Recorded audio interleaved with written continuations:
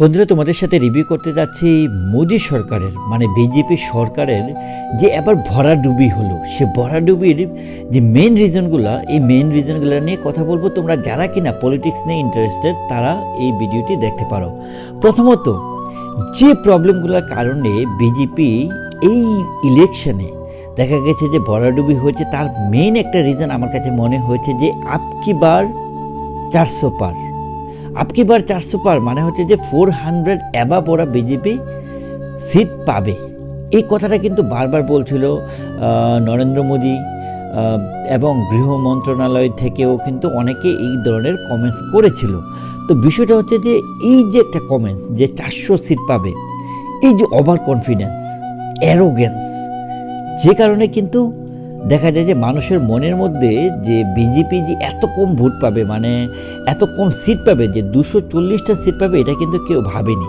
তো আমার কাছে যেটা মনে হয়েছে যে বিজেপির যে সাপোর্টাররা, সে অনেক সাপোর্টার আছে যারা কিনা মানে জিনিসটিকে এই ইলেকশন থেকে লাইটলি নিচ্ছে বলতে গেলে, যারে নরেন্দ্র মোদী তো জিতবেই, 400 না পেলেও 300 তো পাবেই, 350 তো পাবেই। এইভাবে কিন্তু জিনিসটাকে নিয়ে অনেকে দেখা গেছে কি ইলেকশনটাকে সিরিয়াসলি নেয়নি, ওরা ভোটও দেয়নি ঠিকভাবে, ঠিক আছে, অনেকে হয়তো বা ভোটই দেয়নি। সো এটা একটি পয়েন্ট মনে হয়েছে যে আপকি বার 400 পার, এটা আমার কাছে মনে হয়েছে it's not a good sign to say something like that. Be gentle or down to the earth, that's the best policy. কাউকে আটকানোর জন্য আপনার একটা জিনিসের রোডে যদি আপনি না যান, আপনি যদি দেখা গেছে যে উপর থেকে অনেক বেশি বয়ানবাজি করেন, তখন কি হয়, প্রবলেম হয়ে যায়। তখন দেখা যায় যে আপনার যে দৃষ্টিভঙ্গি বা যেটা বলছেন সেই বিষয়বস্তুটা মানুষের কাছে আর সেরকম ভ্যালু থাকে না। 1 নম্বর পয়েন্ট। 2 নম্বর পয়েন্ট, এইবার যেটা হয়েছে যে উত্তরপ্রদেশে বিজেপির সবচেয়ে ভরাডুবি হয়েছে। মানে উত্তরপ্রদেশে দেখা যায় যে অনেক সিটের মধ্যে যেটা হয়েছে যে বিজেপি 32 সিট পেয়েছে, যেখানে গতবার তারা মানে 32-র অলমোস্ট ডাবল কিন্তু ওরা পেয়েছিল, মানে অ্যাবাভ 60 সিট পেয়েছিল বিজেপি, আর এবার পেয়েছে 32। অন্যদিকে দেখা যায় যে তার মেন অপোজিশন যে সে পেয়েছে 35। সো এইখানে প্রবলেমটা কোথায় হচ্ছে যে কেন 32 সিট পেল, এটার মেইন রিজনটা যেটা কিনা ফ্রম দ্য অথেন্টিক সোর্স থেকে যেটা এখন পাওয়া গেল, সেটা হচ্ছে যে যোগী আদিত্যনাথ যাদেরকে আসলে নমিনেশন দিতে চেয়েছিল, সেই নমিনেশনের মেজরিটি পার্সনকে প্রত্যাখ্যান করেছিল অমিত শাহ এবং নরেন্দ্র মোদী। সো মোট কথা হচ্ছে, এখন কথা হচ্ছে যে যোগী আদিত্যনাথ বলল যে XYZকে নমিনেশন দেওয়ার জন্য, কিন্তু কি করলো নরেন্দ্র মোদী আর অমিত শাহ মিলে করলো কি, ABC এই 3 জনকে কথা নমিনেশন দিয়ে দিল। এই যে একটি ব্যাপার, এই ব্যাপারটির কারণে কিন্তু আসলে উত্তরপ্রদেশে এই ভরাডুবির একটি বিগেস্ট রিজন হিসেবে কিন্তু এখন আসলে দেখা যাচ্ছে বলে অথেন্টিক সোর্স থেকে খবর পাওয়া গেল। আরেকটি বিষয় আপনাদের লক্ষ্য করতে হবে, যে যেখানকার বাঘ তাকে প্রায়োরিটি দিতে হবে। মানে যোগী আদিত্যনাথের যে বিষয়গুলা, যে নমিনেশন কাকে দিবে না, এই যে প্রায়োরিটি ব্যাপারগুলা, সেটা পাত্তা না দেওয়াতে কিন্তু বিজেপির এত বড় লোকসান হয়েছে। আপনারা খেয়াল করে দেখুন যে 240, তার মানে 32টা সিট ওরা পিছিয়ে আছে এককভাবে, মানে 272 সিট নেওয়ার জন্য বা এককভাবে সরকার গঠনের জন্য। তো ব্যাপারটা হচ্ছে, এরা যদি উত্তরপ্রদেশে ভালো করতে পারতো, গতবারের মতো করতে পারতো, তাহলেও তো 270 কিন্তু হয়েই যায়। মানে আপনি যদি গতবারের 62 সিটের কথা বলেন, এবার পেয়েছে 32টি, তো 30টি সিট তো এখানেই কমে যাচ্ছে। তো বিজেপির হারের মেইন রিজন হচ্ছে উত্তরপ্রদেশ। এবং আরেকটা ব্যাপার খেয়াল করে দেখেন, উত্তরপ্রদেশে রাম মন্দির প্রতিষ্ঠা করেছে, এবং এই রাম মন্দির প্রতিষ্ঠা করেছে অযোধ্যায়, যেখানে কিনা 100% বিজেপির উত্তরপ্রদেশে বেশি ভোট পাওয়ার কথা, কিন্তু সেখানে এটার ব্যতিক্রম হয়েছে। তার মেইন রিজন, আরেকটি রিজন, এবং খুবই অথেন্টিক একটি সোর্স থেকে যে নিউজটি পাওয়া গিয়েছে, যে এই যে সরকার উত্তরপ্রদেশে দেখা গেছে যে রাম মন্দির করার জন্য রাস্তাঘাট ঠিক করা, বিমানবন্দর থেকে শুরু করে অনেক কাজ করেছে। এই কাজগুলো করার জন্য দেখা যায় যে সহজ সরল গরিব মানুষের যে জমি জায়গা বাড়ি এসবের উপর দিয়ে রাস্তা করতে হয়েছে, এবং রাস্তা করতে গিয়ে মানুষের অনেক ক্ষতি হয়েছে।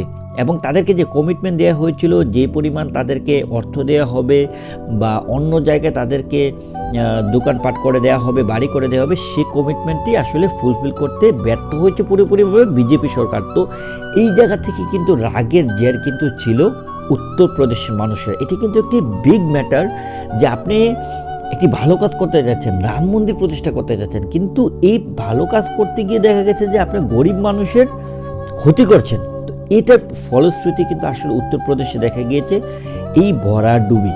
তো এই দুটি হচ্ছে আসলে বিগেস্ট রিজন যে কারণে উত্তরপ্রদেশে ভরাডুবি এবং বিজেপির ভরাডুবি হয়েছে। এখন একটা বিষয় আপনাদেরকে ক্লিয়ার করি, এই যে ভরাডুবি, আরেকটা ব্যাপার খেয়াল করে দেখুন, বাংলায় যেটা হয়েছে, মমতা ব্যানার্জির এতটা দাপুটে জয় হয়েছে, মানে 29টা সিট পেয়েছে, যেখানে 12টা সিট পেয়েছে, মানে মোর দেন 10 সিট পেয়েছে হচ্ছে বিজেপি। মানে এই যে ডিফারেন্সটা এটা কিন্তু ইটস এ বিগ ডিফারেন্স। এবং এই দুটি, উত্তরপ্রদেশ এবং বেঙ্গলের কথাই যদি আপনি ধরুন, বাংলার কথাই যদি ধরুন, সেখানে কিন্তু আসলে বিজেপি নাস্তানাবুদ হয়েছে এবং কমপ্লিটলি ডিজাস্টার হয়েছে বলে আমি মনে করি। অন্যদিকে এখন অন্যান্য অনেক, মহারাষ্ট্রের কথা আমি নাই ধরলাম, আপনি শুধু উত্তরপ্রদেশকেই যদি টার্গেট করেন, এই যে দুটি বিগেস্ট রিজন বললাম, যে যোগী আদিত্যনাথকে টপকিয়ে নরেন্দ্র মোদীর যে ডিসিশন, সেটাতে আসলে বিজেপি এখানে হেরে গিয়েছে এই 2024-এর ইলেকশনে। এখন আমি আপনাদেরকে একটি মেন ব্যাপার বা ইম্পর্টেন্ট ব্যাপার বলি।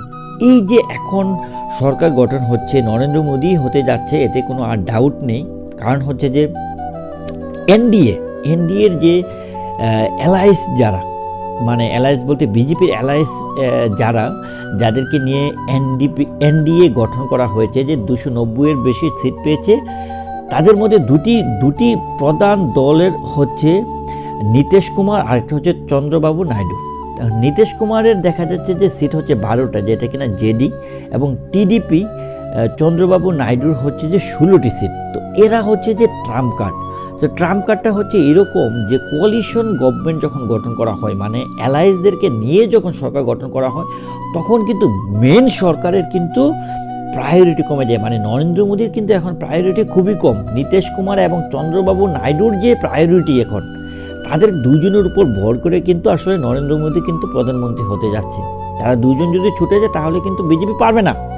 তার মানে কি, নীতিশ কুমার এবং চন্দ্রবাবু নাইডুর তাদের এখন প্রভাব কিন্তু নরেন্দ্র মোদী এবং অমিত শাহ থেকেও অনেক অনেক অনেক অনেক গুণ বেশি। যে কোনো সময় নীতিশ কুমার এবং চন্দ্রবাবু নাইডুর যদি বিজেপি থেকে সরে যায়, তখন কিন্তু সরকার কিন্তু নতুন করে গঠন করতে হবে। এবং ইন্ডিয়ার হিস্ট্রিতে দেখা গিয়েছে যে এখন পর্যন্ত যতবারই কোয়ালিশন গভর্নমেন্ট হয়েছে, অ্যালায়েন্সদেরকে নিয়ে গঠন করা হয়েছে, ম্যাক্সিমাম 2 বছর সরকার টিকে থাকতে পেরেছিল, তারপরে কিন্তু আবার নতুন করে নির্বাচন করাতে হয়েছিল। এটি কিন্তু হয়েছে বেশ কয়েকবার। সো এইবারও কিন্তু সেটারই আসলে পুনরাবৃত্তি হওয়ার দিকেই যাচ্ছে। কেননা নীতিশ কুমার এবং চন্দ্রবাবু নাইডু ডেফিনেটলি কিন্তু তারা জেডি এবং টিডিপির নিজস্ব যে তাদের যে আসলে যে চাওয়া পাওয়ার বিষয়গুলোকে প্রায়োরিটি দেবে, এবং সেই চাওয়া পাওয়ার বিষয়গুলোকে প্রায়োরিটি দেওয়ার কারণে দেখা যাবে যে নরেন্দ্র মোদী কিন্তু আসলে ঠিকভাবে এককভাবে তার সিদ্ধান্ত নিতে পারবে না। তো সকল কিছুতেই নীতিশ কুমার এবং চন্দ্রবাবু নাইডুর আধিপত্য থাকার কারণে কিন্তু বিজেপি কোণঠাসা হয়ে যাবে। এবং মোর দেন 2 ইয়ার্স, যেটা বললাম যে প্রিভিয়াসলি এটি হয়নি যে 26 মাসের বেশি কখনোই কোয়ালিশন গভর্নমেন্ট টিকে থাকতে পারেনি, এবং এটি কিন্তু আসলে ফলশ্রুতি আমরা দেখতে পারবো ইন ফিউচারে। হয়তোবা 2026-এই দেখা যাবে যে আবার ইন্ডিয়ার ইলেকশন আমরা দেখতে পারবো। বন্ধুরা, আপনাদের কাছে কতটুকু ক্লিয়ার হলো বিষয়টা আমি জানি না। আপনারা যদি কোনো বিষয়ে ডাউট থাকে আমাকে কমেন্টস করবেন, তাহলে আমি আবার নতুন করে ভিডিও বানাবো যে এই ইলেকশন নিয়ে। আপনাদের যদি কোনো কিউরিয়াসিটি থাকে অবশ্যই আপনারা জানাবেন। এবং আমি বলবো যে এই যে আপকি বার 400 পার, এই যে একটি লাইন, এই লাইনটি আসলে নরেন্দ্র মোদীর জন্য কাল হয়ে দাঁড়িয়েছে। ওভার কনফিডেন্স, অ্যারোগেন্স, এই দুটি প্রবলেমই আসলে আমার কাছে মনে হচ্ছে যে the biggest problem of BJP in 2024। Thank you so much. আমার ভিডিওটি ভালো লাগলে অবশ্যই লাইক করবেন। Thank you so much.